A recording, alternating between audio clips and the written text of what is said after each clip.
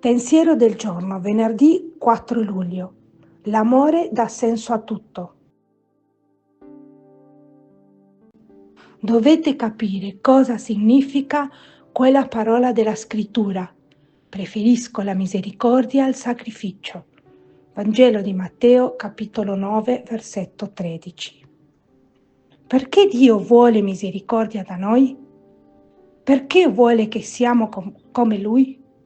In tutto il Vangelo Gesù ci parla dell'amore del Padre per i buoni e i cattivi, per i giusti e i peccatori. Per ciascuno non fa distinzione e non esclude nessuno.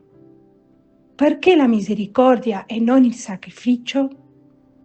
Perché l'amore è il valore assoluto che dà senso a tutto il resto, compreso il culto, il sacrificio.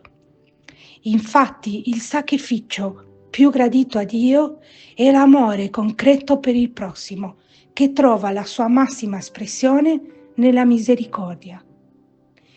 Misericordia che ci aiuta a vedere le persone con cui viviamo ogni giorno in famiglia, a scuola, al lavoro, come sempre nuove, senza ricordare i loro difetti, i loro errori, che ci aiuta non solo a non giudicare, ma a perdonare le ingiustizie subite, anzi a dimenticarle.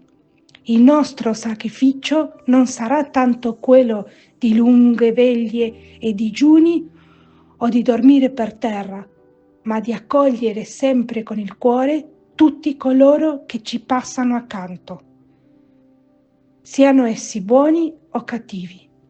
Per noi la misericordia nasce da un amore che sa sacrificarsi per ogni altra persona, sull'esempio di Gesù, che è arrivato a dare la vita per tutti.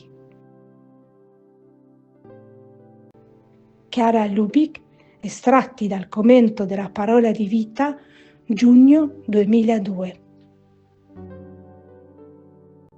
Ciao, se ti è piaciuto questo video, metti mi piace, dito in alto, e iscriviti al canale. È libero, gratuito e senza alcun impegno. Parola di vita. Luglio 2025. Invece un samaritano che era in viaggio, passandogli accanto, vide e ne ebbe compassione. Vangelo di Luca, capitolo 10, versetto 33.